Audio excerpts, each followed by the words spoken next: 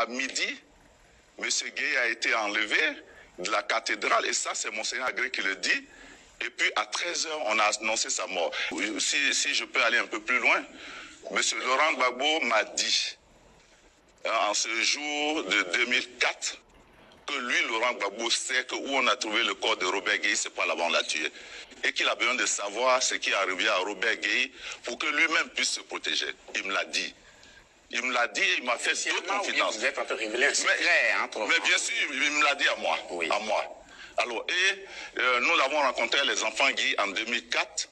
Il a demandé qu'il ait une enquête. Cette enquête, les résultats ne sont jamais venus. Le verdict est tombé. Condamnation à vie pour le lieutenant-colonel Bruno Doboblé, le capitaine Anselme Sekayapo et le sergent-chef Dali Bassiri. 10 années de prison pour 13 soldats.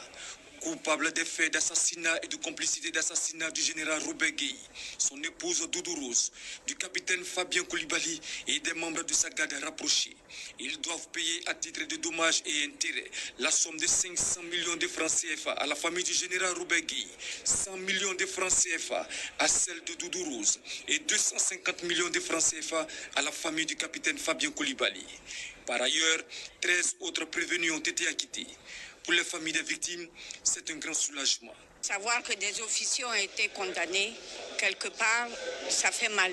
Que tout le monde sache qu'on ne peut pas, de son propre chef ou impunément, commettre des actes qui sont irréparables. Il fallait que justice soit faite. Chez les assassins du général Gueye Robert. Dans son audition, le commandant CKCK avait déclaré que c'est le général Doboblé, qui était colonel au moment des faits, qui avait arrêté le général Gueye Robert à la cathédrale au plateau. Et quand il est arrivé sur le lieu de l'arrestation, le commandant CK Anselme a demandé à Doboblé de lui remettre le général Gueye, ce qui fut fait. Il a ensuite conduit le général Gueye vers la corniche. Il a exécuté et a abandonné le corps sur le lieu. Concernant le général Gueye, il a justifié son assassinat par le fait que des renseignements lui sont parvenus selon lesquels le général Gueye et M. Alassane Ouattara, alors président du RDA au moment des faits, en 2002, avait, selon les renseignements du commandant CK, préparé et faisait exécuter un plan pour renverser le régime de M. Gbagbo.